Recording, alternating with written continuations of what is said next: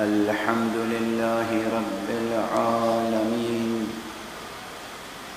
والصلاة والسلام على أشرف الخلائق أجمعين، سيدنا وسيد الأولين والآخرين، حبيبنا وحبيب إله العالمين، إمام المرسلين وخاتم النبيين، شفيع المذنبين ورحمة للعالمين، أبي القاسم المصطفى محمد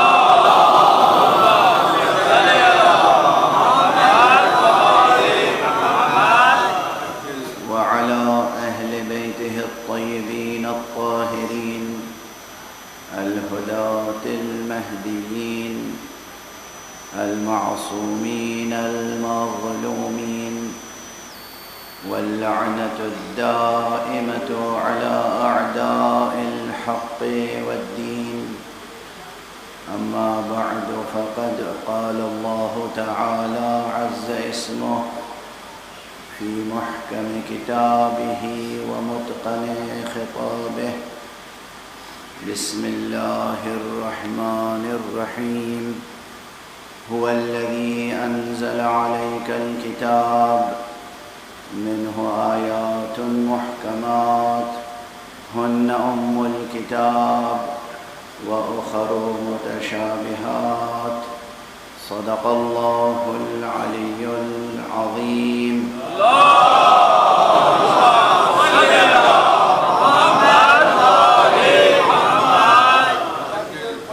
ایک مرتبہ اور بلند تر صلوات.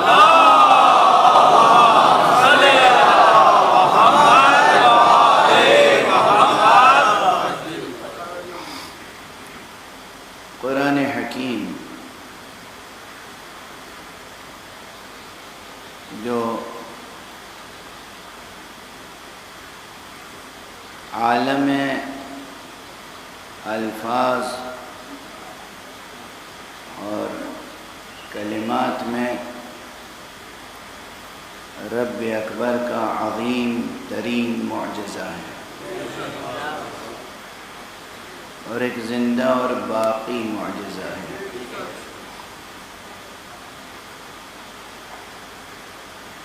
بعض حضرات قرآن کے تعلق سے گفتگو کرتے ہیں، اور جب بات سرکار رسالت مآب صلی اللہ علیہ وسلم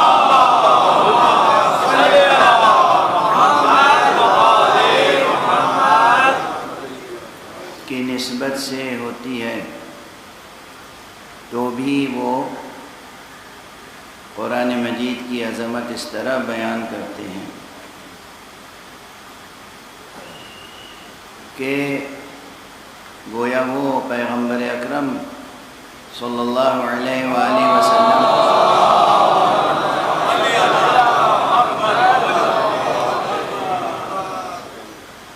کی ذات گرامی سے بھی بڑا معجزہ ہے. حالانکہ اللہ کا سب سے بڑا معجزہ تو محمد ہے صلی اللہ علیہ وآلہ وسلم.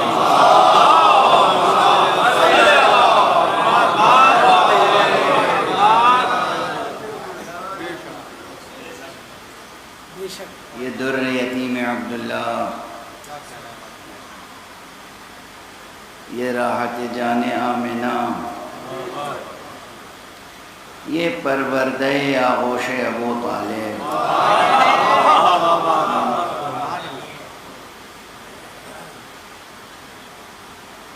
یہ اس قلب کا مالک جس قلب پر وہ قرآن نازل ہوا کہ اگر پہاڑوں پہ نازل ہوتا تو پہاڑ ریزہ ریزہ ہو جاتے. وہ مصطفیٰ صلی اللہ علیہ وسلم.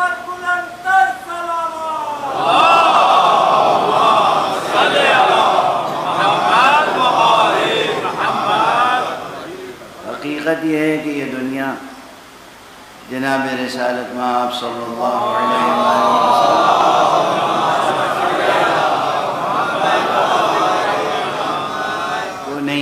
جان سکی۔ حضور کی ذات گرامی تو حق سبحانہ و تعالیٰ کا سب سے بڑا معجزہ ہے، اس سے بڑا کوئی معجزہ نہیں۔ اس معجزے کی تائید کے لیے جو معجزے آئے، اس معجزے کو سمجھانے کے لیے جو معجزے آئے، اس معجزے کی تثبیت کے لیے جو معجزے آئے، ان میں پھر سب سے بڑا معجزہ قرآن ہے۔ اور یہ قرآن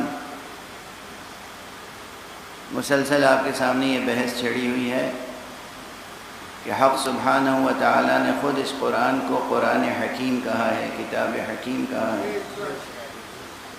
اور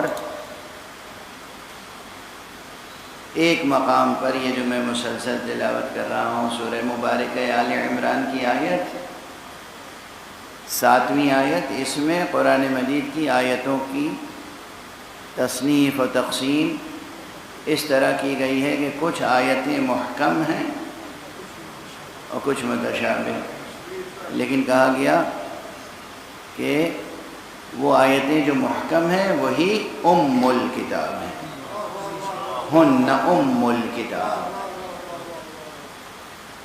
لفظ ام جو ہے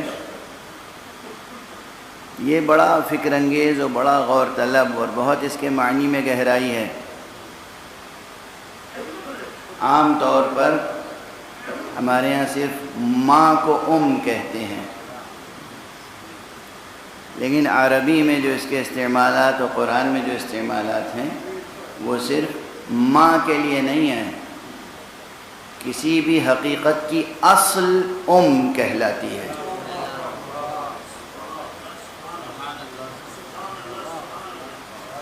اب جیسے یہیں پر ہے هو الذی انزل علیک الکتاب منہ آیات محکمات ہن ام الکتاب۔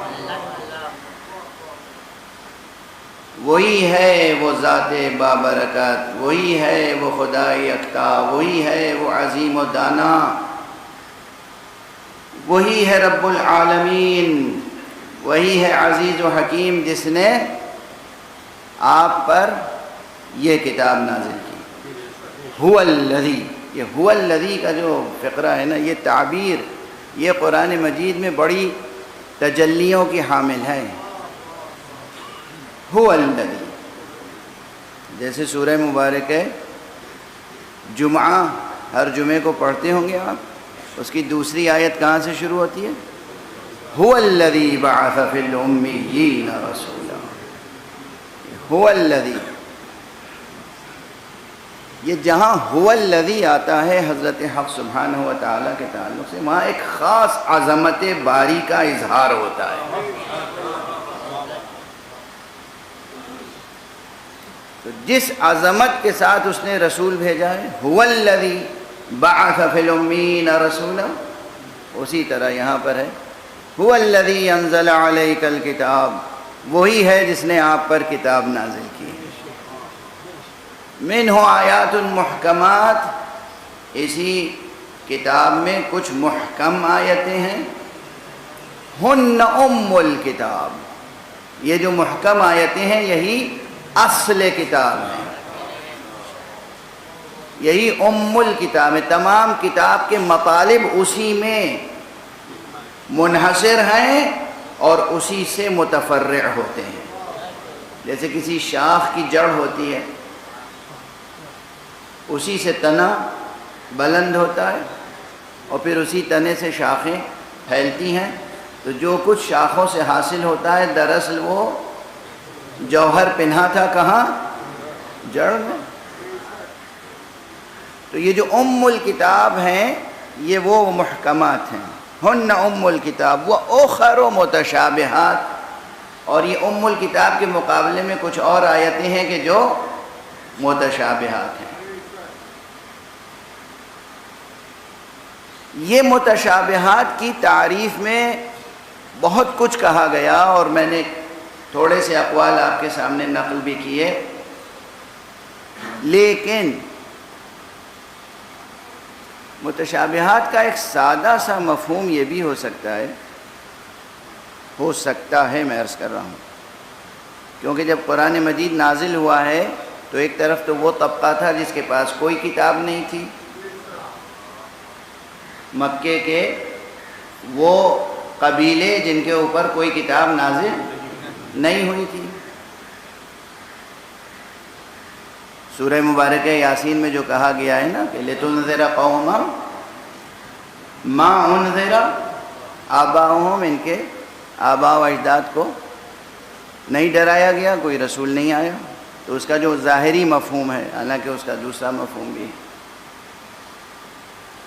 دوسری طرف وہ قومیں تھیں جن پر توریت نازل ہو چکی تھی، انجیل نازل ہو چکی تھی،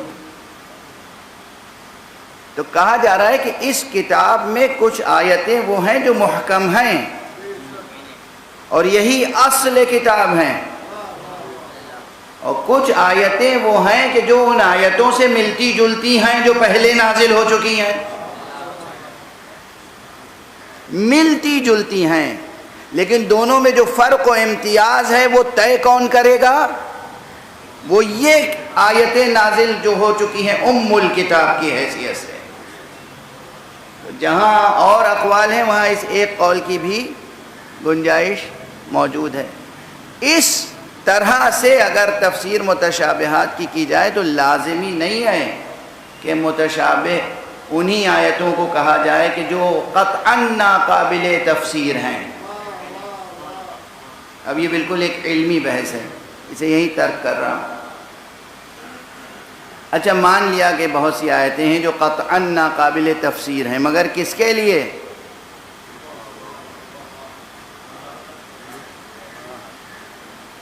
عام انسانوں کے لیے یا خود پیغمبر اکرم صلی اللہ علیہ وآلہ وسلم؟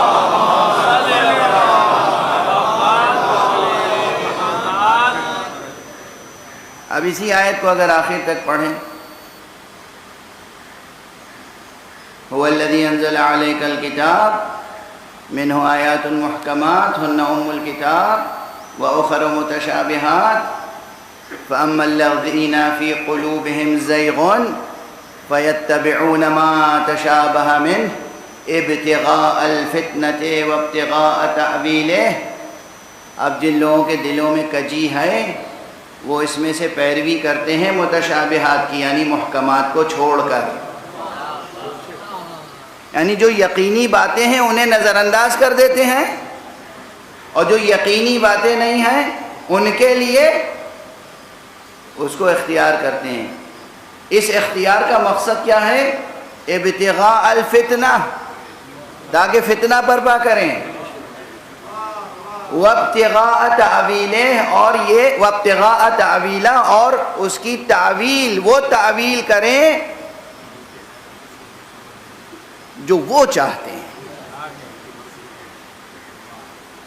وابتغاء تعویلہ وما يعلم تعویلہ، وابتغاء تعویلہ وما يعلم تعویلہ الا اللہ، اور کوئی نہیں جانتا اس کی تعویل مگر اللہ۔ والراسخون فی العلم، یہاں تک کل بات پہنچی تھی، اسے ذرا سا اور واضح کر دوں۔ والراسخون فی العلم وما يعلم تعویلہ الا اللہ، والراسخون فی العلم وما يعلم تعویلہ الا اللہ والراسخون فی العلم، یہاں پر یہ ہے کہ وما یعلم، اور نہیں جانتا اس کی تعویل، تعویلہ کوئی مگر اللہ۔ اب اللہ کے بعد لکھا ہے والراسخون فی العلم، تو اسے کس طرح ترجمہ کیا جائے کہ نہیں جانتا کوئی تعویل مگر اللہ اور راسخون فی العلم، یا نہیں؟ ٹھہر جائیں یہاں پر، نہیں جانتا کوئی اس کی تعویل مگر اللہ، بس۔ اب دوسرا جملہ شروع کیا گیا، والراسخون فی العلم یقولون، اور جو علم میں راسخ ہیں وہ یہ کہتے ہیں کہ آمنا بہی، ہم اس پر ایمان لائے، کل من عند ربنا، جو کچھ ہے سب ہمارے رب کی طرف سے ہے۔ دونوں قرأتیں معتبر ترین مفسرین کے ہاں موجود ہیں، یعنی ایک یہ قرأت، ایک یہ تفسیر، ایک یہ اسلوب بیان کہ وَمَا يَعْلَمُ تَأْوِيلَهُ إِلَّا اللَّهُ، کوئی نہیں جانتا اس کی تعویل مگر اللہ، بس یہاں خاموش۔ اور راسخون فی العلم کیا کہتے ہیں؟ وہ کہتے ہیں کہ ہم ایمان لائے۔ دوسری تعویل یہ کہ نہیں، وَمَا يَعْلَمُ تَأْوِيلَهُ إِلَّا اللَّهُ وَالرَّاسِخُونَ فِي الْعِلْمِ، اس کی تعویل نہیں جانتا کوئی مگر اللہ اور راسخون فی العلم۔ اور یہ جو راسخون فی العلم ہے، ان کی کیفیت یہ ہے، ان کی صدائے حال یہ ہے کہ یہ کہتے ہیں کہ ہم ایمان لائے ہر اس حقیقت پر جو رب کی طرف سے ہے۔ لفظی اعتبار سے اس تعبیر کو، اس تفسیر کو اختیار کرنے میں کوئی دقت نہیں ہے، نحوی مجبوری کوئی نہیں ہے، محظور کوئی نہیں ہے۔ تو اب بس دیکھنا یہ ہے کہ معنوی محظور ہے یا نہیں۔ لفظی اعتبار سے، تجزیہ و ترکیب کے اعتبار سے، سینٹنس کے کمپوزیشن و کنسٹرکشن کے اعتبار سے دونوں تعبیریں برابر کی ہیں۔ تو اب ان دونوں میں سے کون سی تعبیر اختیار کی جائے؟ گویا وہ آیت جو محکم و متشابہ بیان کرنے کے لیے آئی ہے وہ خود ہی متشابہ ہو گئی۔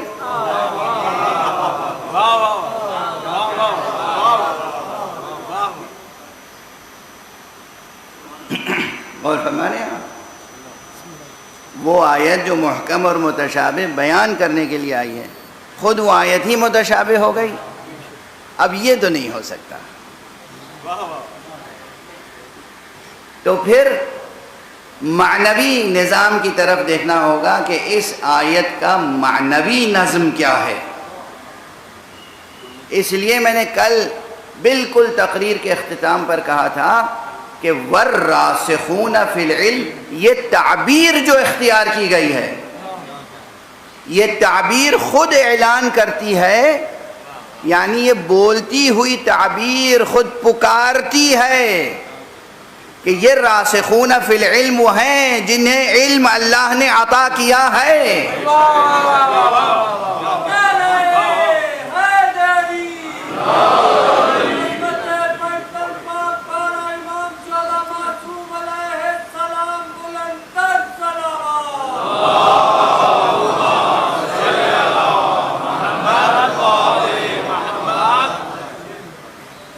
ایک تو خود وہ انہیں راسخون فی العلم کہہ رہا ہے۔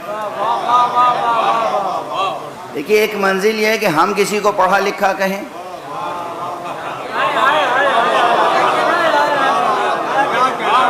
ایک منزل یہ ہے کہ ہم کسی کو، ہم کیا اور ہماری سمجھ کیا، ہم کیا ہمارا معیار کیا، ہم کسی ایک فرد کے لیے یا کسی گروہ کے لیے ہم کہیں کہ یہ صاحبان علم ہیں، اور ایک یہ ہے کہ وہ پروردگار، وہ عالم و علیم و خبیر و سمیع و بصیر، وہ خالق قرآن، وہ منزل قرآن، وہ کہہ رہا ہے وَالرَّاسِخُونَ فِي الْعِلْمِ، اور وہ جو علم میں پایا رکھتے ہیں۔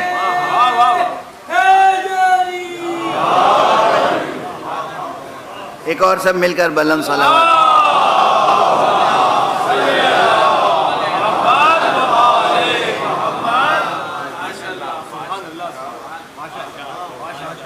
واضح ہو رہی ہے بات، نزاکت، کہ خود اللہ کہہ رہا ہے وَالرَّاسِخُونَ فِي الْعِلْمِ۔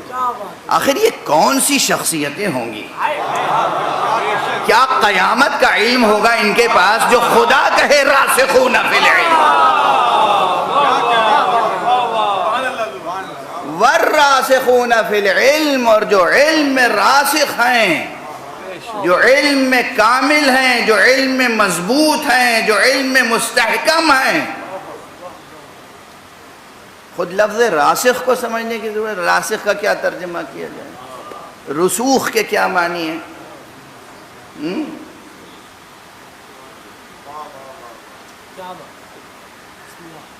آپ صاحب رسوخ کسے سمجھتے ہیں؟ جو اس منزل تک پہنچا ہوا ہو کہ جہاں گرہ کشائی کر سکے،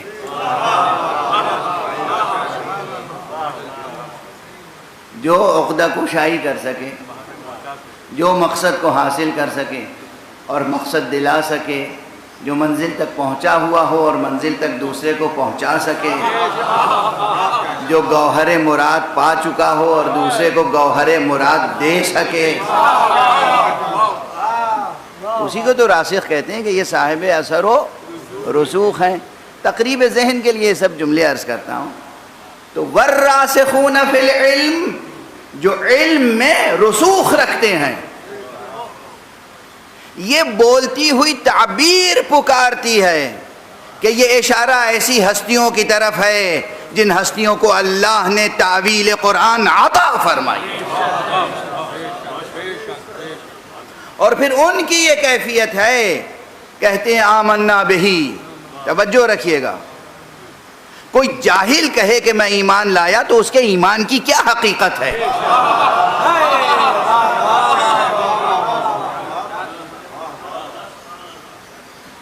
قرآن مجید تربیت کے لیے بھی تو آیا ہے نا، تربیت، تعلیم، تزکیہ، اور انسان کو ظلمتوں سے نکال کے نور تک پہنچانے کے لیے آیا ہے نا قرآن۔ تو اس کے اور رب کا کلام ہے، تو اس میں ربوبیت کی شان کے ساتھ ساتھ تربیت کی تمام حکمتیں ہیں۔ ربوبیت کی تمام تر لطافتوں اور عنایتوں کے ساتھ تربیت کی تمام تر حکمتیں ہیں۔ ایک گروہ ہو جو کسی مسئلے میں نادان اور شک میں مبتلا ہو، اور دوسری طرف کچھ لوگ ہوں پڑھے لکھے، دانشور، ساری دنیا کا علم رکھنے والے، اور وہ کسی کی بات پر یقین کر چکے ہوں، تو وہاں بطور مثال کہا جائے گا کہ دیکھو تم لوگ تو یقین نہیں رکھتے، یہ جو صاحبان علم و خبر ہیں یہ ہماری بات پر یقین رکھتے ہیں۔ پروردگار عالم فرما رہا ہے کہ یہ متشابہات کا علم کسی کو نہیں ہے مگر اللہ کو ہے۔ والراسخون فی العلم، اور جو علم میں راسخ ہیں یہ کہتے ہیں کہ ہم ایمان لائے، آمنا بہی۔ یہ آمنا بہی ہمیشہ یاد رکھیے گا، جہل کے ساتھ ایمان ایمان ہی نہیں ہوتا۔ ایمان نام ہے تصدیق کا، تصدیق فرع ہے خبر کی۔ کچھ انفارمیشن آئی، خبر ملی، اطلاع ملی، ابتدائی علم حاصل ہوا، پھر انسان نے ابتدائی تصورات حاصل ہوئے، پھر ان ابتدائی تصورات پر آپ نے تصدیق کی، مہر تصدیق لگائی، دل سے کہا کہ ہاں یہ بات سچی ہے۔ یہ جہل کے مراتب نہیں ہے، یہ علم کے مراتب ہیں۔ کوئی نادان کسی بھی بات پہ یقین کر کے بیٹھ جائے تو اس کے یقین کی کیا حیثیت ہے؟ کوئی بے خبر اور نادان کسی بات کا یقین کر لے، اس کے یقین کی کیا حیثیت ہے؟ اور جو بھی ہو عوام میں کم سے کم کوئی خاص انسان اس کے یقین کو قابل حوالہ نہیں بنا سکتا۔ اور یہاں پروردگار حوالے کے طور پہ کہہ رہا ہے کہ یہ جو راسخون فی العلم ہیں، یہ جو علم میں کمال اور رسوخ رکھتے ہیں، جن کا علم مستحکم اور راسخ ہے، یہ کہتے ہیں آمنا بہی، ہم ایمان لائے اس پر، کل من عند ربنا، یہ محکمات اور متشابہات سب ہمارے رب کے جانب سے ہیں۔ یہاں ٹھہر کر ذرا سا ایک قدم اور آگے بڑھنے کی کوشش کی جائے۔ خود قرآن مجید میں بعض ایسی آیتیں موجود ہیں جس میں کہا گیا ہے کہ مثلا غالباً سورہ مبارکہ نحل میں ہے، وَأَنزَلْنَا إِلَيْكَ الْكِتَابَ، اور ہم نے اے حبیب آپ پر کتاب نازل کی ہے لِتُبَيِّنَ لِلنَّاسِ، تاکہ لوگوں کے سامنے آپ بیان کریں مَا نُزِّلَ إِلَيْهِمْ، جو ان کی طرف نازل کیا گیا۔ اللہ فرما رہا ہے کہ ہم نے کتاب نازل کی ہے تاکہ آپ ان کے سامنے اس کتاب کو بیان کریں۔ تو جب بیان کرنے کا اختیار دیا ہے اور بیان کرنے کا کام سپرد کیا ہے، بیان کرنے کا وظیفہ دیا ہے، بیان کرنے کی ذمہ داری دی ہے، تو کیا علم نہیں دیا ہوگا بیان کرنے کے لیے؟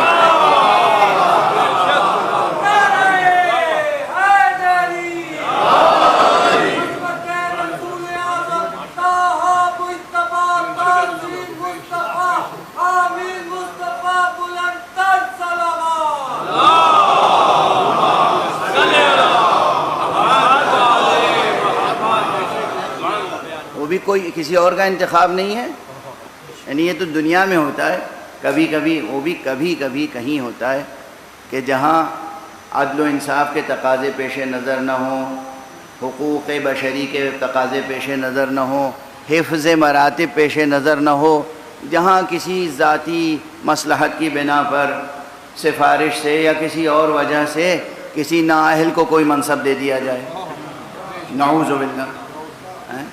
عباس یونیورسٹیز میں ایسے لیکچررز لگا دیے جاتے ہیں، اب یہاں میں نے لفظ جان بوجھ کے کہا ہے، لیکچرر لگا دیے جاتے ہیں جو وہ سبجیکٹ پڑھا نہیں سکتے،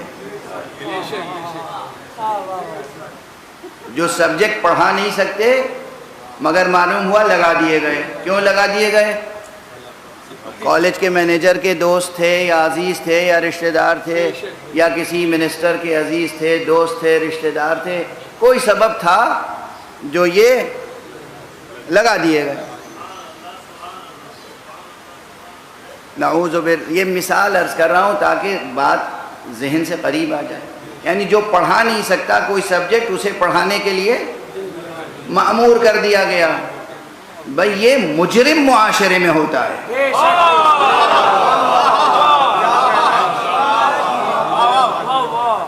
یہ کرپٹ معاشرے میں ہوتا ہے۔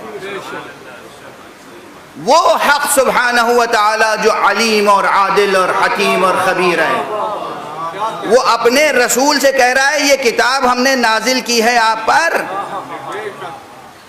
وَأَنزَلَ إِلَيْكَ الْكِتَابَ لِتُبَيِّنَ لِلنَّاسِ یا لِتُبَيِّنَ لَهُمْ، مختلف تعبیریں، تاکہ آپ لوگوں کے لیے بیان کریں۔ کیا بیان کریں؟ کہ کیا چیز اللہ نے ان پہ نازل کی ہے۔ تو جو کچھ بھی اللہ نے محکم یا متشابہ نازل کیا ہے، جو کچھ بھی اللہ نے نازل کیا ہے، اس سب کی تفسیر پیغمبر کو بتائی ہے، اور پھر پیغمبر کو حکم دیا ہے کہ اس کی تفسیر آپ بیان کریں۔ اس لیے یہ مسئلہ از روح عقل اور از روح نقل، کتاب اور عقل دونوں لحاظ سے طے شدہ تسلیم کیا جائے گا کہ قرآن مجید کی ایک ایک آیت کی تفسیر، ایک ایک حرف کی تفسیر مصطفیٰ پر عیاں تھی صلی اللہ علیہ وآلہ وسلم۔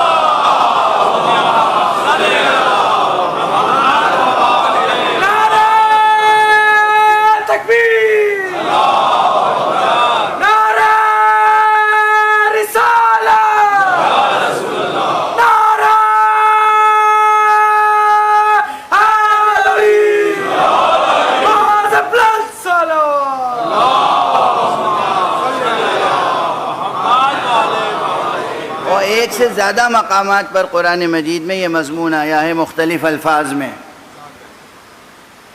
اور خود سورہ نحل ہی میں ایک سے زائد مرتبہ مکرر ہوا ہے یہ مضمون کہ ہم نے نازل کیا ہے تاکہ آپ بیان کریں۔ اور خود پیغمبر صلی اللہ علیہ وآلہ وسلم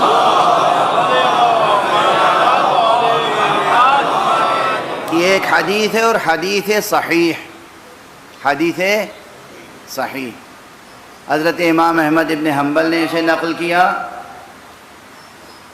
امام ابو داؤد نے نقل کیا، اور اس عہد کے علامہ البانی نے اس کی تصدیق کی، اور طول تاریخ میں بہت سے حضرات نے اس کی تصدیق کی۔ پیغمبر نے فرمایا الا اننی اوتیت الکتاب ومثلہ معہ، حدیث صحیح، حدیث صحیح، حدیث صحیح۔ آگاہ رہو کہ اللہ نے ہمیں کتاب دی ہے، اور کتاب ہی کے مثل ایک چیز اس کے ساتھ ہمیں عطا کی ہے۔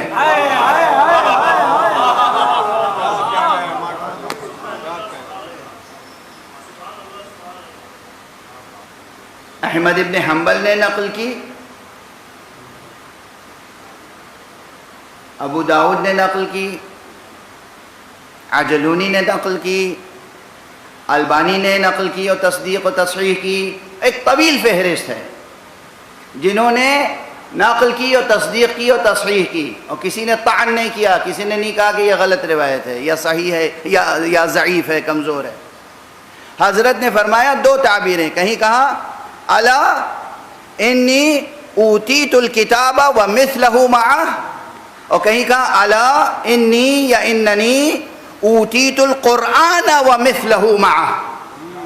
دیکھو مجھے قرآن دیا گیا ہے، اور قرآن ہی کے مثل اس کے ساتھ کچھ اور بھی دیا گیا ہے۔ کیا بات ہے، کیا بات ہے بھائی، واہ واہ واہ۔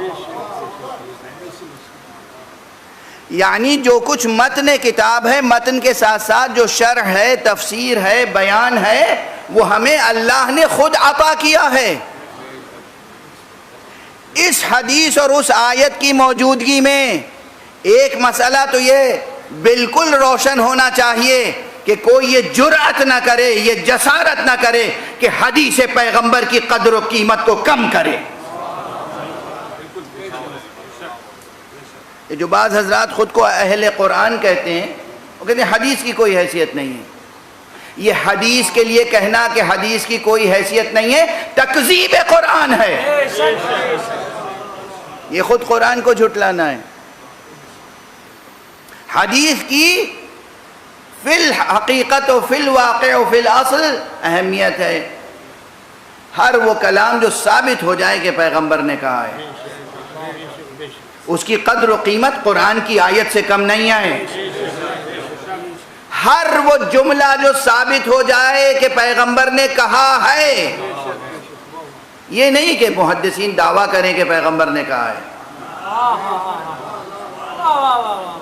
ورنہ وہ بھی لاکھوں کی تعداد میں ہیں، لاکھوں کی تعداد میں جو حضور نے نہیں کہا اور حضور کی طرف نسبت دی گئی۔ وہ ایک تاریخ کا المیہ ہے، تاریخ اسلام کا اور ثقافت ملت اسلامیہ کا ایک المیہ ہے۔ لیکن ہاں وہاں وہ حدیثیں بھی ہیں جو صحیح السند ہیں، اور جو پیغمبر صلی اللہ علیہ وآلہ وسلم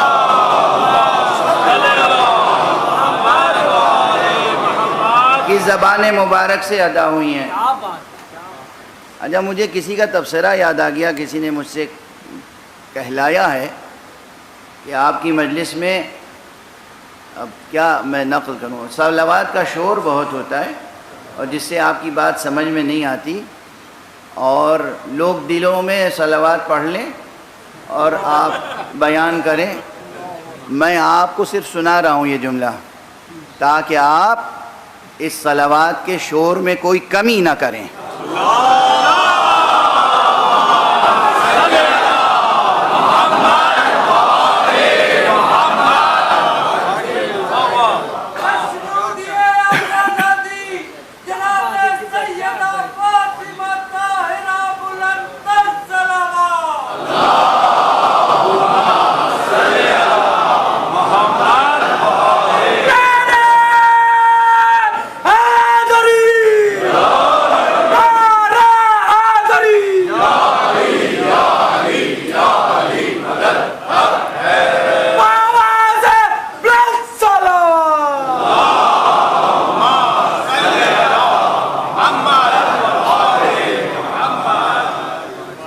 آپ کو صلوات اچھی، جسے صلوات اچھی نہ لگتی ہو، صلوات سننا پسند نہ ہو، صلوات جس کے کانوں پہ بار ہو وہ میری مجلس نہ سنے.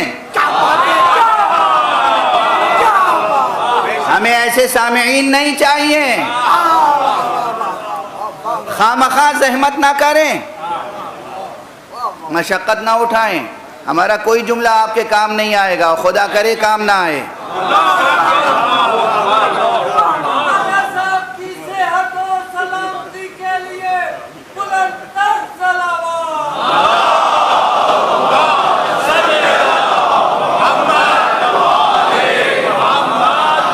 یہ صلوات ہی تو مجلس کی زینت ہے.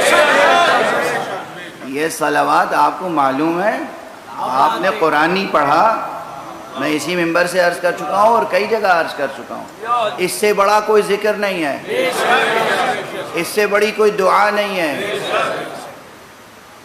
اللہ کے اسم اعظم سے کچھ زیادہ کمتر نہیں ہے یہ ذکر.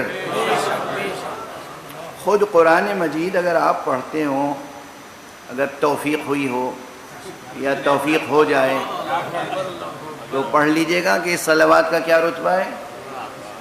میں پڑھ چکا ہوں، پھر مکرر عرض کر رہا ہوں کہ اللہ اللہ اللہ ہے بھائی. اللہ اللہ ہے، اللہ خالق ہے، اللہ مالک ہے، وہ مبدی ہے، وہ معید ہے. وہیں سے آئے ہیں، وہیں پلٹ کے جانا ہے. اسی نے سب کچھ دیا ہے، وہی حساب لے گا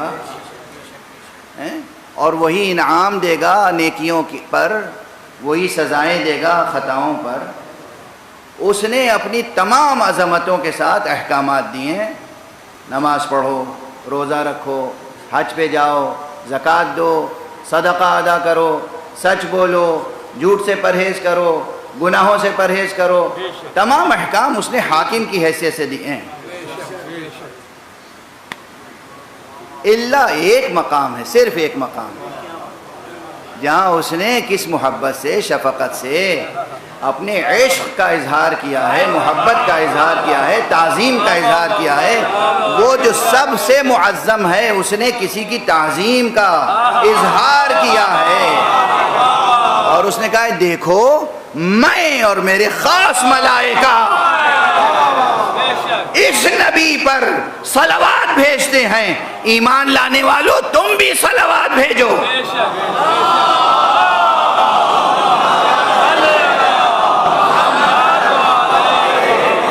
اور صرف صلوات نہیں، اس نبی کے سامنے اس طرح سر تسلیم خم کرو کہ اطاعت کا حق ادا ہو جائے.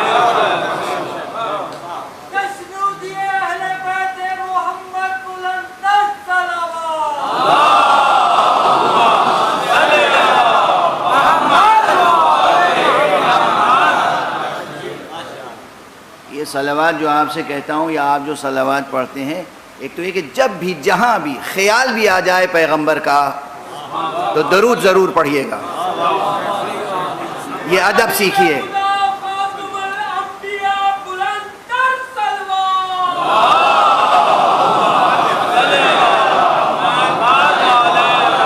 یہ ادب سیکھیے، یہ ادب سیکھیے، یہ نسبت، یہ رشتہ قائم کیجئے. آپ ڈرائیو کر رہے ہیں، آپ کہیں آفس میں بیٹھے ہیں، آپ کوئی کام کر رہے ہیں، کوئی کھیت میں مزدوری کرنے والا مزدوری کر رہا ہے، کوئی کہیں کچھ کام کر رہا ہے، کوئی یونیورسٹی میں پڑھا رہا ہے، کوئی ایوان حکومت میں بیٹھا ہے. اگر حضور کا خیال آ جائے تو زبان پہ صلوات آنی چاہیے.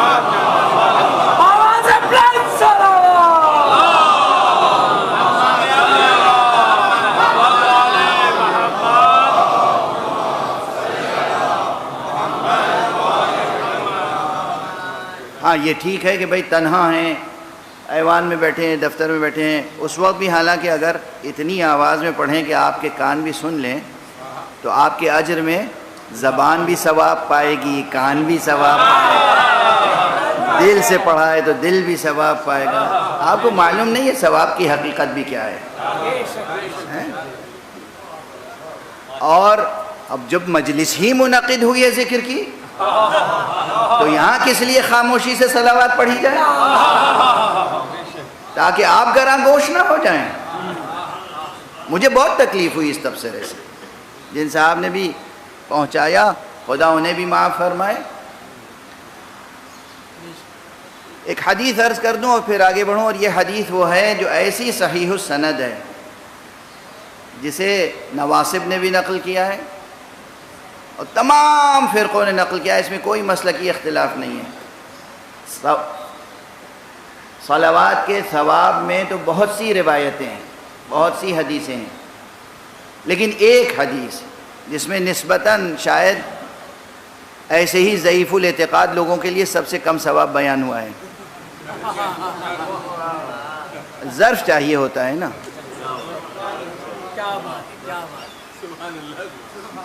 ہمیں بڑے بوڑھوں سے سنا ہے، بزرگوں سے سنا ہے کہ جو کم ظرف ہو اسے اگر کوئی بہت بڑی نعمت ملنی ہو، اچانک مل جائے تو ویسے ہی وہ ختم ہو جاتا ہے، ہلاک ہو جاتا ہے، ظرفیت نہیں ہوتی، سنبھال نہیں سکتا دولت۔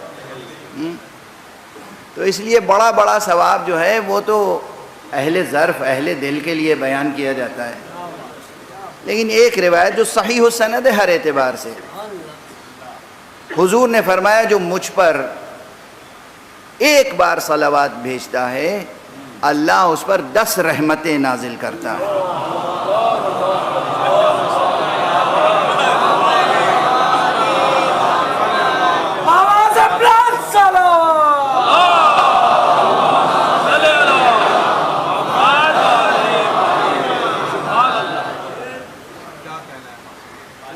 سب نے غور سے سن لیا نا؟ کہیں بھی ہو، یہ جو میڈیا کے لوگ بیٹھے ہوئے ہیں نا، ان کا تو دین ایمان پھر میڈیا ہی ہو جاتا ہے۔ ان جوانوں کو بھی دیکھ رہا ہوں، اللہ آپ کی توفیقات میں اضافہ فرمائے۔ صرف ہماری بات دوسروں کو نہ سنایا کیجئے، خود بھی دھیان سے سنا کیجئے، خود بھی سنیے، اس پہ عمل کیجئے، ایک عمل کیجئے، حضور سے محبت کیجئے، اور حضور کا خیال بھی آ جائے تو زبان پہ درود آنا چاہیے۔ ایک صلوات۔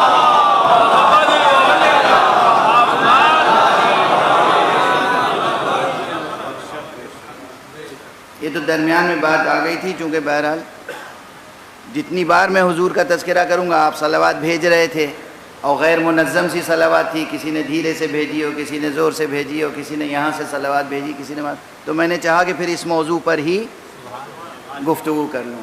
بھلا جب بھی حضور کا تذکرہ آئے، چاہے سماعت سے گزرے اور چاہے نگاہ سے گزرے، کتاب آپ پڑھ رہے ہیں کوئی اور اس میں آ گیا پیغمبر نے فرمایا، اگر وہ کاتب بدذوق ہے اور اس نے لفظ پیغمبر کے آگے صلی اللہ علیہ وآلہ وسلم نہیں لکھا ہے تو آپ صرف عبارت نہ پڑھیے، پیغمبر جیسے ہی آئے آپ فوراً اپنے دل میں اور زبان پہ پڑھیے صلی اللہ علیہ وآلہ وسلم۔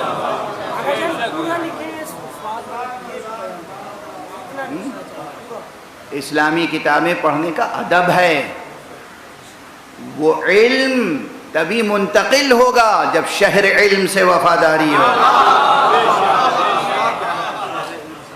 بس اب گفتگو کو مختصر کروں، اللہ نے کتاب نازل فرمائی پیغمبر پر صلی اللہ علیہ وآلہ وسلم، اور پھر انہیں کتاب کی پوری تفسیر عطا فرمائی اور انہیں مأمور فرمایا کہ آپ لوگوں کے سامنے بیان کریں، اور حضور نے کہا کہ اوتیتو الکتاب ومثلہ معہ، یا اوتیتو القرآن ومثلہ معہ، یہ قرآن اور اسی قرآن جیسا ذخیرہ علم مجھے ساتھ ساتھ عطا کیا گیا ہے۔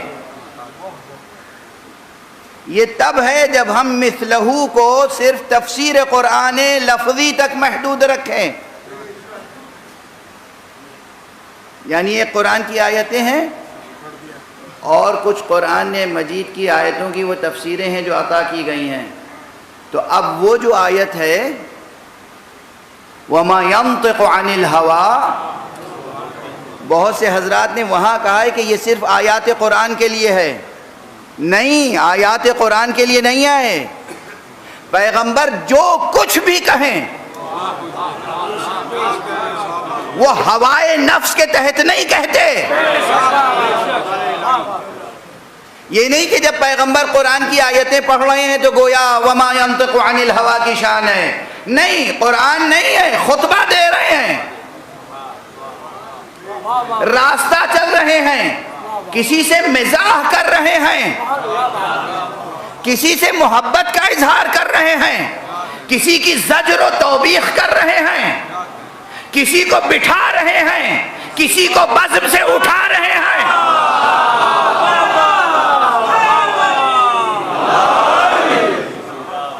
جس وقت جہاں بھی پیغمبر ہیں، ما ینطق عن الہوا، وہ خواہش نفس کے تحت گفتگو نہیں کرتے، ایک حرف ادا نہیں کرتے۔ یعنی اگر بچوں کو اٹھا کے ممبر پہ بٹھا لیا اپنے پاس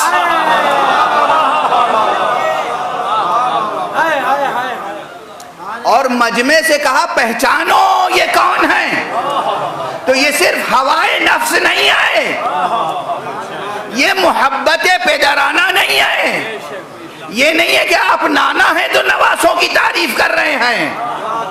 ان لبوں پر مہر لگی ہوئی ہے وما ینطق عن الہوا ان ہوا الا وحی یوحی، ہر کلام آپ کا اسی مقام سے ہے۔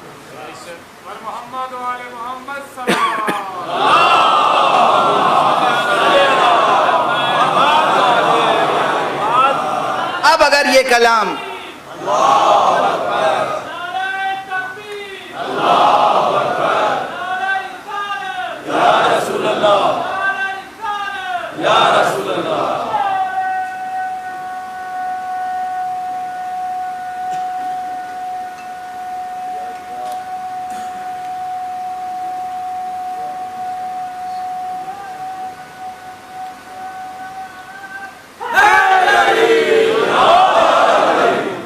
جزاکم اللہ۔ اب یہ جو فقرہ ہے کہ اوتی الا و انی یا اننی اوتیت الکتاب یا اوتیت القرآن ومثلہ معہ، یہ مثلہ معہ، اس کی ایک تشریح کو یہ کرنا چاہے تو کر سکتا ہے، کوئی رکاوٹ نہیں ہے کہ ہمیں اللہ نے قرآن عطا کیا ہے اور ایک قرآن کا مثل ہے جو اس کے ساتھ ساتھ عطا کیا ہے۔ اگر کوئی یہ تفسیر کرے، یہ تعبیر کرے تو بیجا نہیں ہے، محتمل ہے، ممکن ہے، مؤید ہے، مگر اس وقت چونکہ بات تفسیر و تعویل کی ہے اس لیے ہم وہیں تک محدود رہتے ہیں کہ یہ دراصل تفسیر ہے تو ہے نا۔ بہرحال اللہ نے عطا فرمایا یہ پورا قرآن جو کتاب علم ہے، کتاب نور ہے، کتاب رشد ہے، کتاب ہدایت ہے اور جامع ترین کلام ہے جو اللہ کی طرف سے نازل ہوا ہے، یہ اور پھر اس جیسا اور یہ سب کچھ مل کے بنتا ہے مدینۃ العلم۔ وقت نہیں ہے نا تو میں پھر اس زبان میں بات کر رہا ہوں جو ممبر کی زبان ہے اور جو وہی سمجھ سکتے ہیں جو ممبر سے فیض اٹھاتے ہیں، اور جو ممبر سے فیض نہیں اٹھاتے وہ اگر نہیں سمجھ پاتے تو ان کی مجبوری ہے۔ ہمارے اس ممبر کی ایک تاریخ ہے، یہ ممبر ہم نے ہمارا خود ساختہ پلیٹ فارم نہیں ہے، یہ ممبر بھی شبیہ ہے کسی ممبر کی۔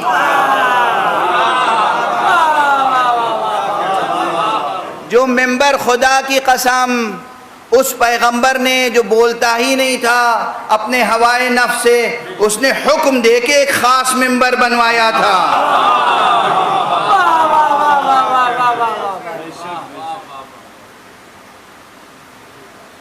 اور اس وقت سے لے کر جس نے اس ممبر سے استفادہ کیا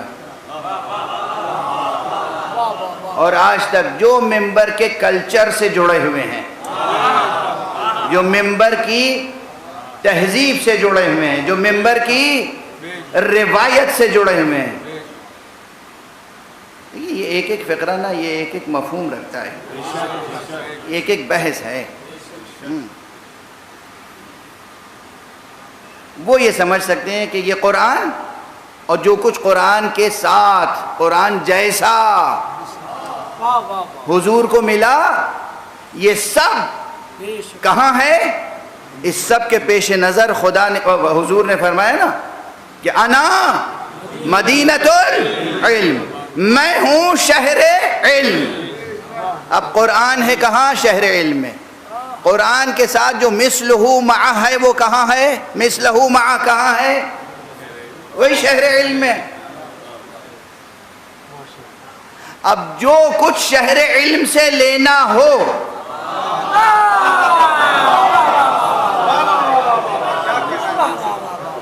تو حضور نے فرمایا انا مدینۃ العلم وعلی بابها، اور علی اس کے در ہیں۔ یہ صرف ایک فضیلت کی روایت نہ سمجھیے گا۔ آج اس بحث محکم و متشابہ میں اس لیے بطور خاص عرض کر رہا ہوں کہ خدا کی قسم اس امت نے باب مدینۃ العلم سے اپنا رشتہ توڑ کر کتنا خسارہ کیا۔ پیغمبر نے تو واضح طور پر کہا تھا قرآن یا قرآنیات سے متعلق کوئی بھی بات ہو، میں شہر علم ہوں، میرے علم سے متعلق کوئی بھی بات ہو اگر تمہیں حاصل کرنی ہو تو دروازے سے رجوع کرو۔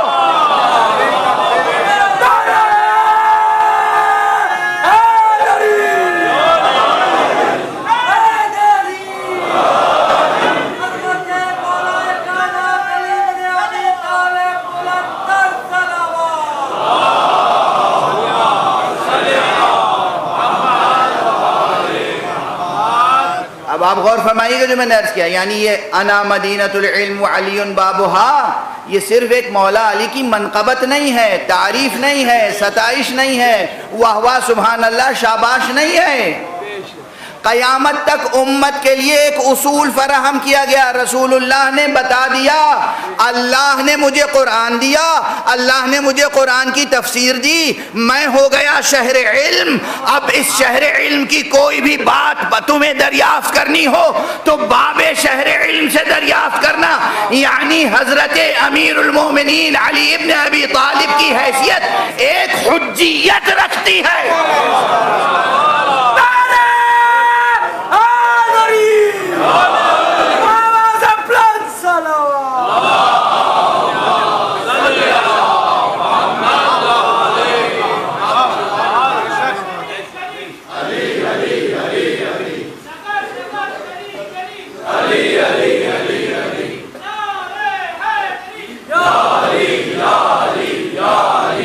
یعنی کیا ستم ہے، ہم تفسیر کی کتابیں کھولتے ہیں کوئی بھی ہو، حضرت ابن عباس نے فرمایا، حضرت ابو ہریرہ نے فرمایا، حضرت عبداللہ ابن مسعود نے فرمایا، حضرت زید ابن ارقم نے فرمایا، ایک لمبی طویل فہرست ہے۔ مجاہد نے کہا اور قتادہ نے کہا اور ابو مسلم نے کہا اور مسلم نے کہا، ایک طویل فہرست ہے۔ ہماری تو آنکھیں ترس جاتی ہیں، علی نے کہا۔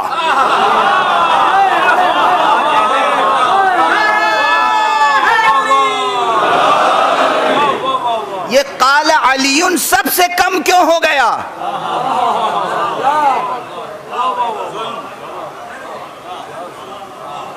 یہ کس پر ظلم ہے، علی پر یا امت پر؟ یہ کس پر ظلم ہے، امت پر یا قرآن پر؟ یہ کس پر ظلم ہے، خود قرآن پر اور رسول پر؟ اور سارا ظلم پلٹ کے آتا ہے کس پر؟ ظالم پر۔ قرآن پہ بھی ظلم کیا آپ نے، رسول پہ ظلم کیا آپ نے، علی پہ ظلم کیا آپ نے، خسارے میں کون رہا؟ آج تک آیتیں متشابہ کی متشابہ رہ گئی۔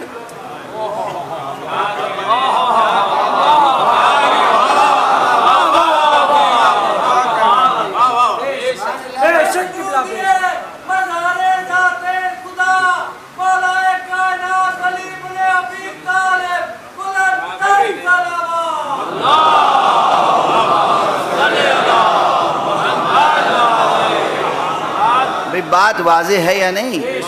یہ حدیث سنی ہوگی آپ نے بارہا، انا حضور نے فرمایا انا مدینۃ العلم وعلی بابها، میں شہر علم ہوں، علی اس کے در ہیں۔ اس کے معنی بس یہ سمجھے جاتے ہیں کہ اس میں حضرت علی کی بڑی فضیلت ہے کہ آپ کے پاس بہت علم تھا، بس یہ رخ۔ بات صرف اتنی نہیں ہے کہ آپ کے پاس بہت علم تھا اور آپ کی فضیلت ہے، بات یہ ہے کہ ہمیں حکم ہے اس میں گویا کہ علم لینا ہے تو جاؤ علی کے پاس، علوم ختم نبوت، علوم قرآن، علوم سماویات جو کچھ حاصل کرنے ہیں میں بتا رہا ہوں، رسول فرمایا میں بتا رہا ہوں کس سے ملیں گے۔ یعنی یہاں پر ذات گرامی علی مرتضیٰ کی ایک حجیت مستحکم ہوئی کہ کسی کا بھی قول نقل کریں، کسی اور کے لیے یہ آیت دکھا، یہ روایت دکھا دیجئے، اس جیسی کوئی روایت دکھا دیجئے، اس جیسی کوئی روایت دکھا دیجئے جسے کسی کی شخصیت کی حجیت قائم ہوتی ہو۔ لیکن یہ روایت حضرت علی کی شان میں ہے تو تنہا علی ہیں جو حجت ہیں بعد مصطفیٰ، بعد مصطفیٰ۔ سب کا احترام اپنی جگہ، پڑھے لکھے تھے ہم مانتے ہیں، پڑھے لکھے ہونے پہ تھوڑی اعتراض ہے۔ کسی کو شعر بہت یاد تھے، ٹھیک ہے، بہت اچھی بات ہے، کسی کو انصاب کا علم تھا، بہت اچھی بات ہے، کسی کو لغت کا علم تھا، بہت اچھی بات ہے، سب میں خوبیاں تھیں، ہم کسی کی خوبی کے منکر نہیں ہیں،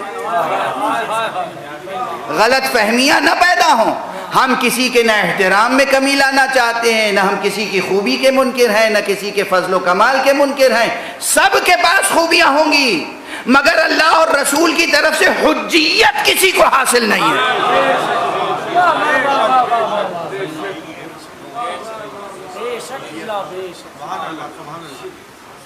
حجیت یعنی یہ اس بحث میں، بحث تفسیر میں، بحث محکم و متشابہ میں وہ چیز محکم ہو جائے گی جسے علی محکم بنا دیں۔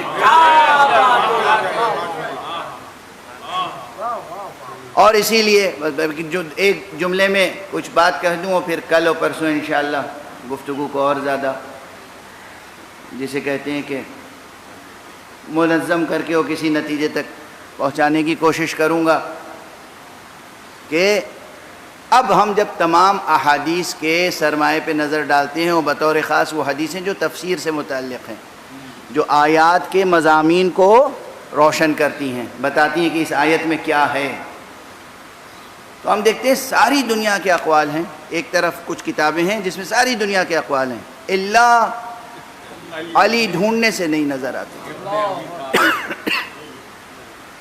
نہ علی نہ آل علی، نہ حضرت علی سے اقوال ہیں، نہ امام حسن سے ہیں، نہ امام حسین سے ہیں، نہ امام سجاد سے ہیں، نہ امام باقر سے ہیں، نہ امام صادق علیہ السلام۔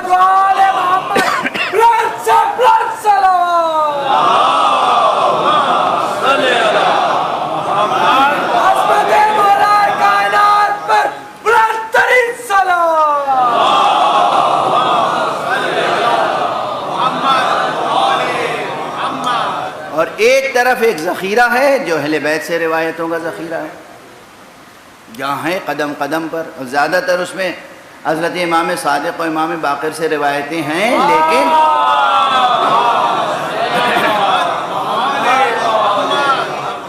ان اماموں کا ارشاد ہے کہ یہ روایتیں وہی ہیں کہ جو حضرت امیر المومنین علیہ السلام کی ذات گرامی سے اور پھر پیغمبر اکرم صلی اللہ علیہ وآلہ وسلم۔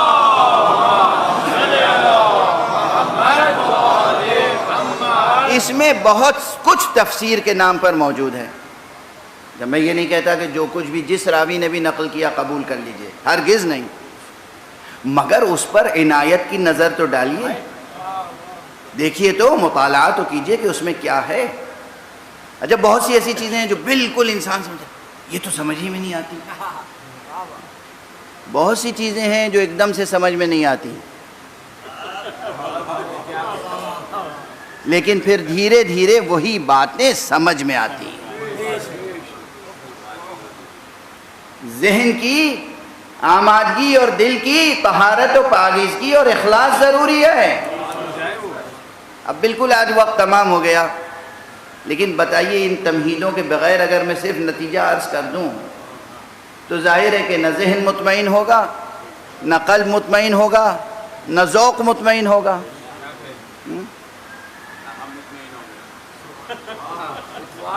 تو یہ تمام تمہیدات و مقدمات ضروری ہیں کہ عرض کیے جائیں۔ ایک ذخیرہ ہے حدیث کا، حدیث آل محمد، ایک بڑا ذخیرہ ہے، اور جس میں قرآن مجید کے الفاظ و کلمات کی تشریحیں بھی ہیں، اور وہ چیزیں جو بظاہر متشابہ معلوم ہوتی ہیں اس کو وہاں محکم طریقے سے بیان کیا گیا ہے۔ جو چیزیں انسان سمجھتا ہے کہ قرآن کی آیت سمجھ میں نہیں آئی، معصوم مسکرا کے سمجھا دیتا ہے، کہتا تم سمجھے نہیں، یہاں یہ مراد ہے۔ اور ایک سلسلہ ہے آیات کا، بہت سی وہ چیزیں جس میں حضرات گم ہیں، بہت سی قسمیں جو کھائی گئیں، مثلا بس مثال کے طور پہ والتین والزیتون وطور سینین وہذا البلد الامین۔ اب تین سے کیا مراد ہے، زیتون سے کیا مراد ہے، طور سینین سے کیا مراد ہے، بلد امین سے کیا مراد ہے؟ لا اقسم بهذا البلد وانت حل بهذا البلد ووالد وما ولد، یہ بلد سے کیا مراد ہے، اور یہ والد سے کیا مراد ہے، اور یہ ولد سے کیا مراد ہے؟ والشمس وضحاها والقمر اذا تلاها، کیا یہی ظاہری شمس اور یہی ظاہری قمر مراد ہے، یا اس کے علاوہ بھی کوئی حقیقت مراد ہے؟ والصافات صفا فالزاجرات زجرا فالتالیات ذکرا، اس میں صافات سے کیا مراد ہے، زاجرات سے کیا مراد ہے، تالیات سے کون مراد ہے؟ کتنی قسمیں ہیں، کتنے کلمات ہیں جن میں مفسرین میں واضح اختلاف ہے۔ مفسرین میں اختلاف کیوں ہے؟ اس لیے کہ وہ ان کے لیے متشابہ ہے۔ اور مثلا بسم اللہ الرحمن الرحیم عم یتساءلون عن النبأ العظیم الذی ہم فیہ مختلفون، یہ آپس میں کس چیز کے بارے میں سوالات کر رہے ہیں؟ کیا نبأ عظیم کے بارے میں، جس میں یہ اختلاف کا شکار ہیں؟ تو یہ نبأ عظیم کیا ہے؟ کتنے سوالات ہیں۔ ہمارے لیے تو یہ چیز علم نشرہ ہو جاتی ہے جب معصوم کہتے ہیں کہ دعا پڑھو، اور جب مولا علی پہ درود بھیجو تو اس طرح بھیجو اللہم صلی علی علی امیر المؤمنین عبدک و ولیک و اخی رسولک و حجتک علی خلقک و آیتک الکبریٰ والنبأ العظیم۔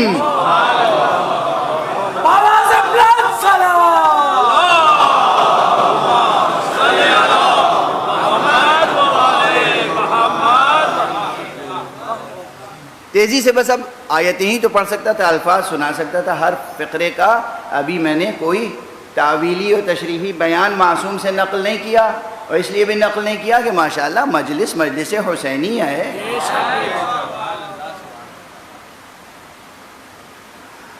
خدا کی قسم فرش عزائے مجلس پر بیٹھنے والے اور فضائے مجلس میں سانس لینے والے اور ممبر کی روایت سے جڑے ہوئے رہنے والے، ان کے اوپر بہت سے وہ اسرار منکشف ہیں جو دوسروں کے ہاں علماء اعلام جس سے محروم ہیں۔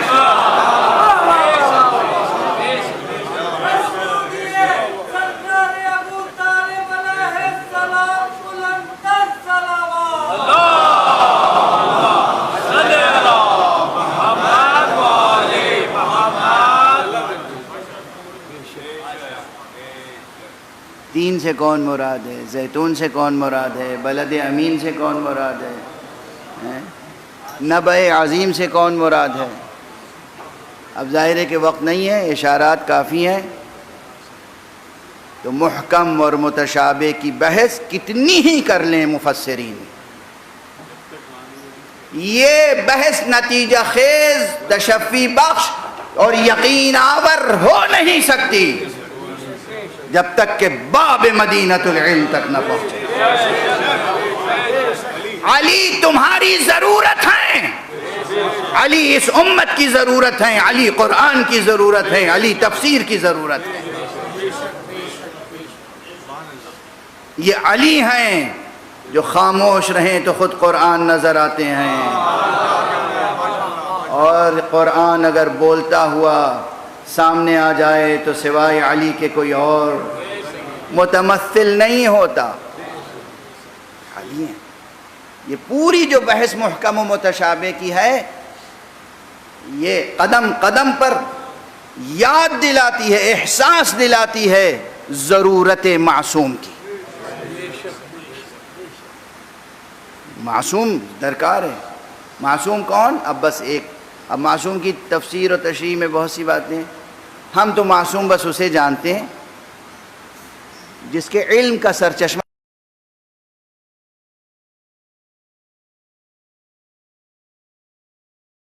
آپ کے اقوال و افعال سے ہٹ کر کچھ بھی اس کے ہاں نہ ہو۔ دنیا بھی اسے دی جائے اس شرط پر کہ کسی اور کے بھی رویے کو اختیار کر لیجئے تو وہ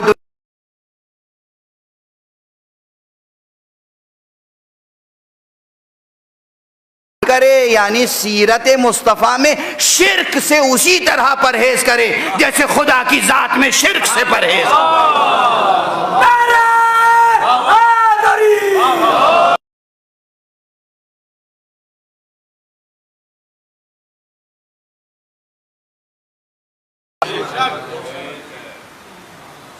کربلا کا بھی یہی فلسفہ ہے، اور کوئی فلسفہ نہیں ہے کربلا کا۔ بہت زیادہ زحمتیں نہ فرمائیں کہ اس کی سیاسی تفسیر کریں اور اقتصادی تفسیر کریں اور قبیلہ وارانہ ذہنیت کے تحت تفسیر کریں، نہیں، ایسا نہ کریں۔ کربلا کی اساس توحید ہے، توحید باری تعالی۔ اللہ ہے اور بس اللہ حسین کے ہے، اور بس حسین کے سامنے اور حسین والوں کے سامنے۔ یہ جملہ اسی طرح تھوڑی محفوظ رہ گیا تاریخ میں۔ بیٹا ہے تو پوچھتا ہے کیا ہم حق پر نہیں ہیں، اور بھتیجا ہے تو پوچھتا ہے کیا ہم حق پر نہیں ہیں۔ اور یہ چھوٹے چھوٹے مکالمے تاریخ میں آخر کیوں ثبت ہو گئے؟ یہ خود تاریخ کا معجزہ ہے کہ مدینے، مکے اور کربلا کے راستے میں حضرت علی اکبر نے دریافت کیا بابا سے، جب یہ کہتے ہوئے سنا انا للہ و انا الیہ راجعون، تو بیٹا تھا، بیٹا، اور وہ بھی کون بیٹا؟ علی اکبر، برابر بابا کے رہوار کے برابر برابر چل رہے تھے۔ دیکھا کہ بابا نے ایک مرتبہ کہا انا للہ و انا الیہ راجعون۔ کہا بابا یہ اس وقت کلمہ استرجاع بیان کرنے کا کیا موقع ہے؟ یہ مکالمہ تاریخ میں کیوں محفوظ ہے؟ اور سینکڑوں نہیں، ہزاروں نہیں، لاکھوں بار دہرایا جاتا ہے، اور آپ سنتے ہیں اور دہرایا جائے گا، اس لیے کہ اس میں حقیقتیں پوشیدہ ہیں۔ مولا نے فرمایا ہم حق پر نہ ہوں گے تو کون ہوگا؟ تو کیا فرمایا؟ اذن لا نبالی بالموت، تو پھر ہمیں موت کی کوئی پرواہ نہیں ہے۔ یہ جوان بیٹے علی اکبر کا جواب ہے۔ اور جب شب عاشور اصحاب کے درمیان آپ نے خطبہ ارشاد فرمایا ہے اور کہا ہے کہ دیکھو یہ رات کی تاریکی، تم اس رات کو اپنے لیے مرکب بنا لو اور جہاں چاہے چلے جاؤ، یہ جو آیا ہے دشمنوں کا لشکر یہ صرف میرے خون کا پیاسا ہے، تم سے کوئی تعرض نہ کرے گا، جسے جانا ہو چلا جائے۔ اور اس کے بعد آپ حضرات سماعت فرماتے رہتے ہیں۔ اس کے بعد اصحاب نے تقریریں کی۔ اصحاب سے پہلے، سب سے پہلے جس نے تقریر کی ہے وہ کوئی اور نہیں تھا، وہ حضرت ابو الفضل العباس تھے۔ حضرت عباس نے تقریر کی، بنی ہاشم میں سے سب سے پہلے، اور اصحاب میں سے سب سے پہلے حضرت حبیب ابن مظاہر نے تقریر کی۔ اور پھر کئی اصحاب اٹھے اور اپنی اپنی وفاداریاں ظاہر کی، امام کی نصرت کے لیے اپنے جذبے کا اظہار کیا۔ جب سب خاموش ہو گئے تو ایک امام حسن کا لال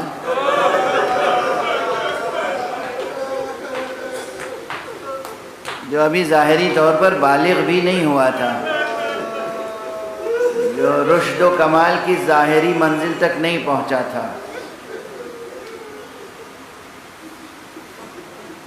تاریخ کی لفظیں ہیں کہ لم یبلغ الحلم، بالغ نہیں ہوئے تھے، 13 برس کا سن تھا تقریباً۔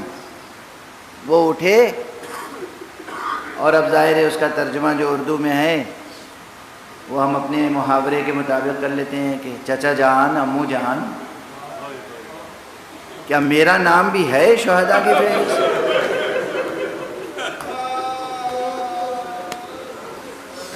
دیکھیے سنتے ہی آپ بھی تڑپ گئے نا۔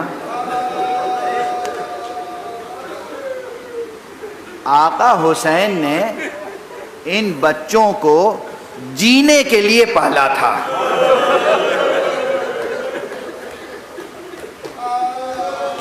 جب امام حسن علیہ السلام کو زہر دیا گیا ہے اور آپ کی شہادت ہوئی ہے تو یہ بچے بہت چھوٹے تھے، کوئی 2 برس کا تھا، کوئی 2.5 برس کا تھا، کوئی 1 برس کا تھا، کوئی 3 برس کا تھا، اس لیے کہ واقعہ کربلا امام حسن کی شہادت کے تقریباً 10 برس بعد ہوا ہے، 10 یا 11 برس بعد۔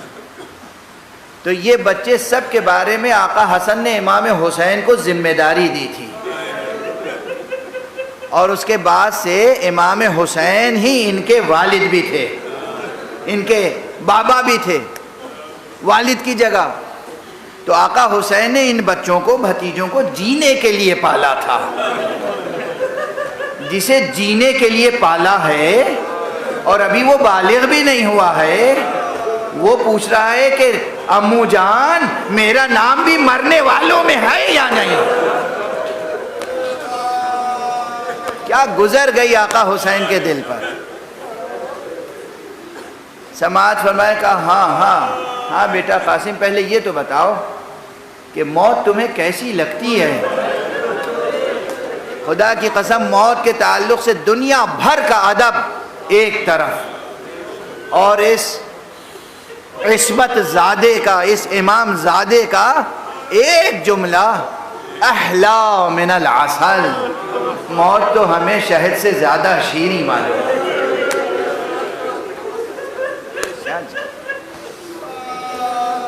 کیا جملہ ہے!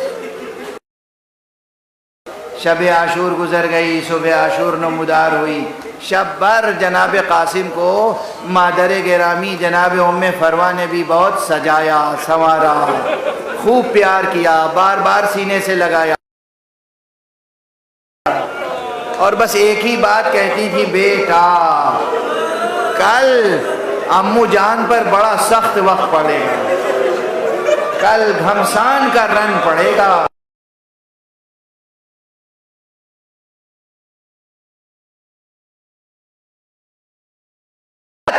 جناب بی بی فاطمہ زہرا کے سامنے شرمندگی نہ ہو۔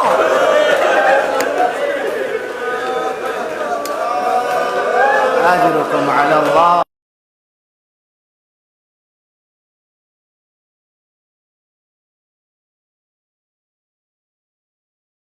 اختتام تک پہنچا اور پھر اہل بیت سے سلسلہ شروع ہوا، یہاں تک کہ بہت کم تعداد رہ گئی۔ تو جناب ام فروا نے کہا، قاسم بیٹا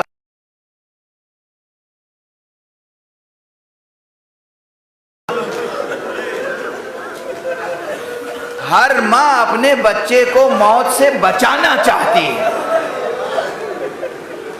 خطرات سے بچانا چاہتی ہے، لیکن یہ کربلا کی مائیں ہیں، بیٹا ابھی تک تم میدان میں نہیں گئے۔ جناب امام حسن کا یہ شاہزادہ تلوار حمائل کیے ہوئے کی خدمت میں آیا۔ اب یہ کتاب میں اگر میں نے خود نہ پڑھا ہوتا تو ہرگز میں ممبر سے نہ پڑھتا، لیکن نا میں مصائب میں بہت سی چیزیں مکرر پڑھتا ہوں، اس لیے کہ اور یہ واقعات ایسے ہیں، اس میں اتنی المناکی ہے، اتنی حقیقت ہے، اتنی واقعیت ہے کہ لاکھوں بار سنے تب بھی آنکھوں سے آنسو تھوڑی ہے، کوئی تاریخ کی داستان تھوڑی ہے، ارے یہ حسین کے گھرانے کا اعجاز ہے۔ ایک ایک جملہ دل و جگر کو چاک کر کے رکھ دیتا ہے۔ یہ چونکہ میری نگاہ سے گزرا ہے اس لیے عرض کر رہا ہوں، سب کو حسین رخصت کرتے تھے، لیکن چند افراد ایسے ہیں جنہیں خاص انداز سے رخصت کیا ہے، ان میں سے ایک قاسم ہے۔ جناب قاسم آئے ہیں تو پہلے تو کہا کہ بیٹا تم اپنے ماں کے لیے سہارا ہو، تمہیں کیسے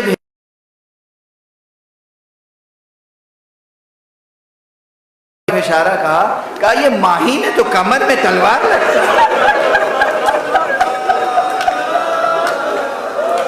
امو جان آپ اجازت نہیں دیں،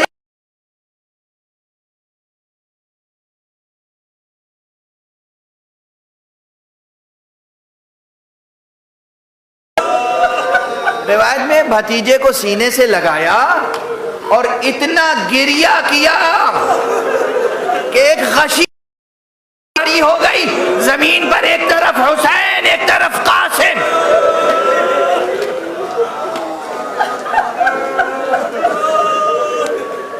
بس 2 فقرے عرض کروں گا، اس سے زیادہ عرض نہیں کر سکوں گا، آپ گریہ فرما رہے ہو، معال مجلس حاصل ہو چکا، غش کھا کے گرے زمین پر، پھر اٹھے، پھر کلیجے سے لگا لی۔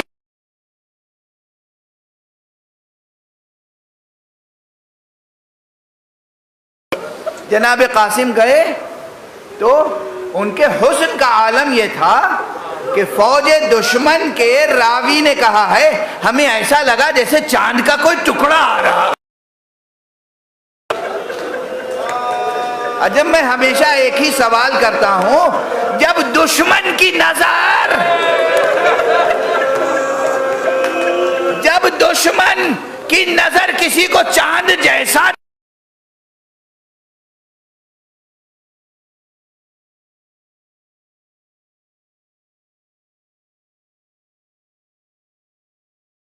کی نگاہ میں کیسا ہوگا؟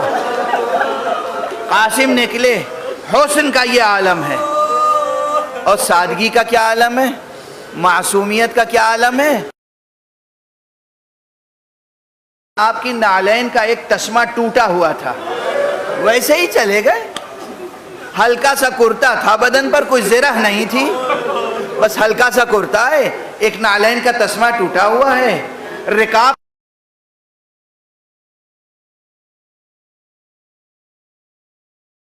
گئے، اور پھر بھی بے پناہ جنگ کی۔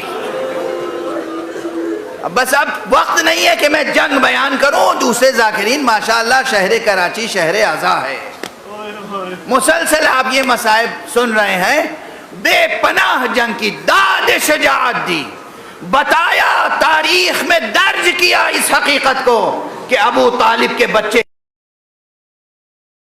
آل محمد کے بچے کیسے بہادر ہوتے ہیں، لیکن کب تک جنگ کرتے ہیں، اور پھر غداروں سے جنگ، جو اصول جنگ کی رعایت بھی نہیں کرتے، چاروں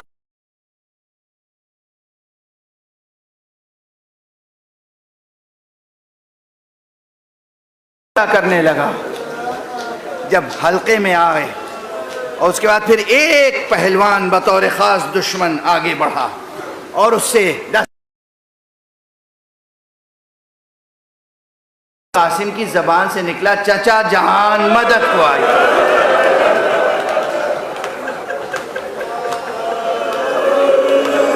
کربلا کے جتنے شہداء ہیں ان میں بس ایک یہ بچہ ہے جس کی زبان سے نکل گیا، چچا جان مدد کو آئی۔ ادھر آقا حسین بڑھے اور تیزی سے پہنچے، جب پہنچے تو دیکھا کہ حسن کا لال زمین پر ہے اور کوئی دشمن ہے، کوئی شقی ہے جو سر کو قلم کرنا چاہتا ہے۔ بس حسین تڑپ گئے، للکار کے اس پہ حملہ آور ہوئے، وہ شقی تو آقا کی عزت سے بچا.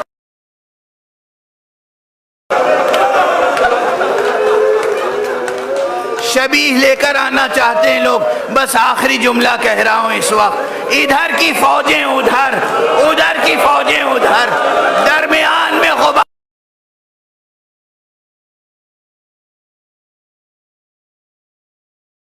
کہتے ہیں پورا جسم